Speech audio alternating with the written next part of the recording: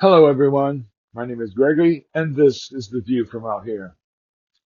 If you've been watching this channel, you will recall that a couple of months ago, as Uncle Joe was shutting down the campaign for president, I said that if the Democrats wanted to nominate a ham sandwich for president, that I'd be voting for the ham sandwich. I said that because I was voting against Donald Trump, regardless of who runs against him. That much I was dead certain of. I must be one of those snowflakes that the MAGA Republican Party are always talking about, because Donald Trump has been triggering my trauma for over a decade now. And like Kamala Harris, I am abso-freaking-lutely exhausted. Maybe a little background is in order here. I was never one of the cool kids growing up. I was bullied a lot throughout my entire childhood. And I freely admit that the relentlessness of that bullying did cause some damage, and some of which remains with me even today. I'm well positioned to recognize that vibe that bullies always project, and Donald Trump is positively dripping with it. He's an odious little man. I remember looking up that word right after we fired his sorry ass, and he simply would not go away. I encourage you to look it up too. For comedy value, it's pretty funny. It lists all of the qualities that Donald Trump embodies as if the word odious were created just to describe him. With the reports that we're getting about his incontinence making him smell so bad, it would appear that he stinks up the place in more ways than one. Suffice it to say that the dump truck has done more to lower the level of debate in this country than any human being ever has. Ever. And I haven't even touched on his felony convictions and any of that stuff. Anyway, I think I've established that this odious little man triggers my trauma almost every day, and I'm sick of it. Like many of you, I didn't know much about Kamala Harris at first. I haven't lived in California for over 35 years now. She wasn't a public figure back then, so I never got that knowledge of her. When Joe Biden asked her to serve as VP, I was vaguely aware that she was a rising star in the Democratic Party and that she was district attorney of San Francisco for a while and then attorney general of California. But I didn't know much else about her. Of course, all that has changed now. Her image is becoming clear as she campaigns more. Let's start with her appearance. First of all, she's a beautiful woman. I'm hearing that she can throw down in the kitchen too, which tells me two things about her. One, she's one of those people to whom food equals love. And frankly, I'm a little jealous. I can cook, but I don't really enjoy it. It's not love for me. It's more like work. I'm getting better at it though, because I have diabetes and I'm poor, so I have to cook. It's a matter of survival for me. I'm just at the very dawn of thinking of cooking as an act of love, something that I do as a demonstration that I am worthy of being loved even by me. That says something about Kamala Harris, that whole food equals love. The second thing that tells me about Kamala Harris is that she respects food. Because you can't have a body like that and disrespect food at the same time. It just can't be done. We're talking physics here. In fact, we're learning that Kamala Harris respects a lot of things. She respects the law. She respects justice. She respects herself. She respects people in general. She even respects Donald Trump. I know she feels pretty much about him the same way that I do, but she doesn't besmirch him as a person. She talks about what he says, what he does, and what that means to all of us. But she doesn't go after him personally like he does to her by calling her names and telling lies about her and stuff. She respects herself more than that. A number of things that have taken place over the last month or so have taught me some other things about Kamala Harris that I didn't know. She's far and away smarter than me. Now, don't get me wrong. I know that I'm no candidate for Mensa or anything, but I'm not riding on the short bus with a helmet on either. I've got some game. I was a champion debater in high school, and I've written two books. I talk about them every episode. Both of them are good, too. You don't have to take my word for it. Check out the reviews on Amazon. 5 stars, baby. But Kamala really is smarter than me, quite a bit, actually.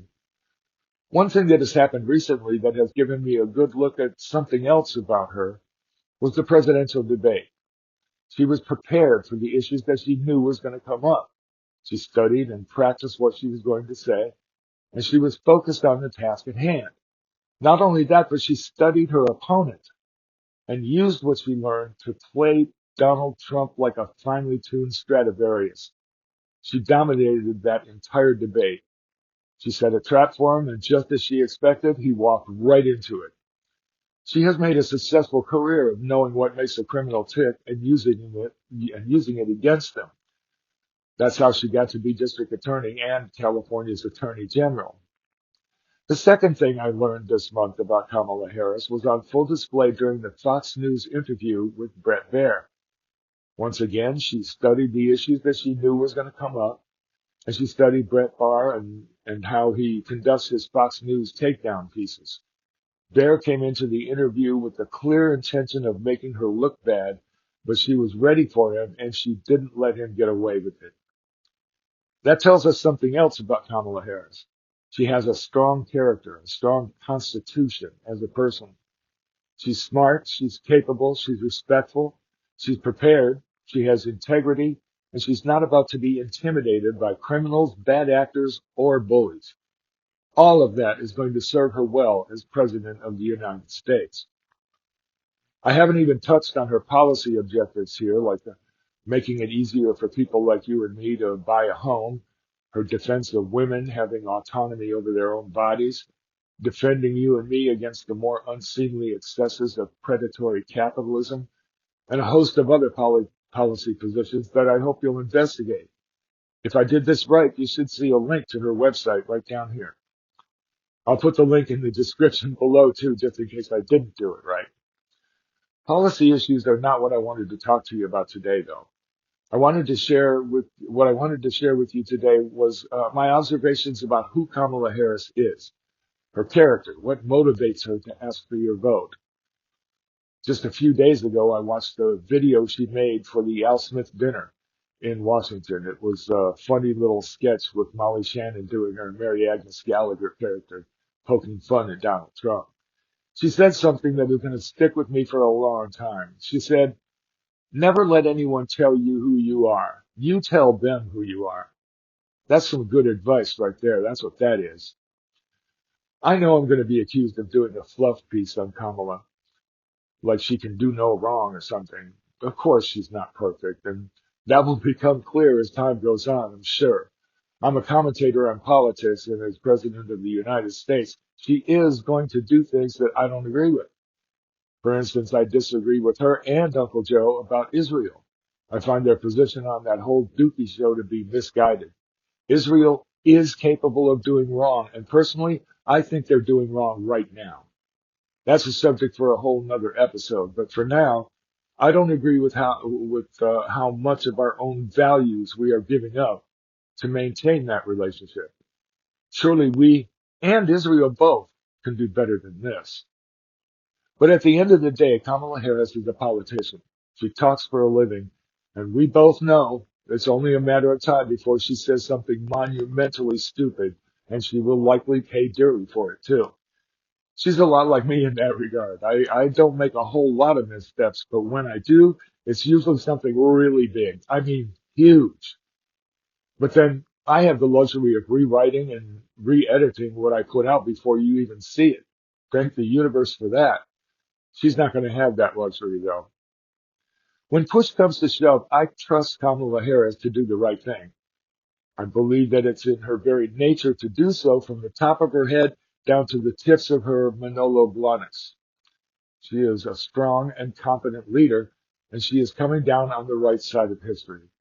Equally as important, she knows she's coming down on the right side of history, and she has the chops to do it properly.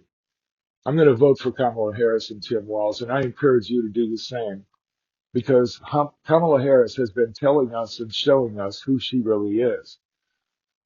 Maya Angelou once said, "When someone tells you who they are, believe them." These are the reasons why I believe her. When Kamala steps into a courtroom and says, "Kamala Harris for the people," she's not just whistling Dixie, she's telling us who she really is. And who this really is our executive producer, Miss Thing. I want to thank you for hanging in with me so far. And this is episode number 29, and I just was realizing that there's some things that I've kind of omitted. Every week I ask you, of course, to buy one of my books, Searching for Saint Germain and Basic Video Production, but I've never actually given you a reason to. I've never really told you much about either one of those books. So I'm planning in the very near future, maybe as soon as even next week, I'm going to read from one or both of those books to give you an idea of what you're in for. I really do believe in these books. I think they're worth your while, and I want you to know about them. Anyway, the other thing that I'm thinking of is 29 episodes of The View from Out Here.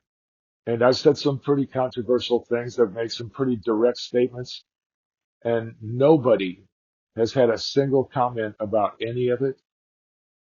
That just seems weird to me.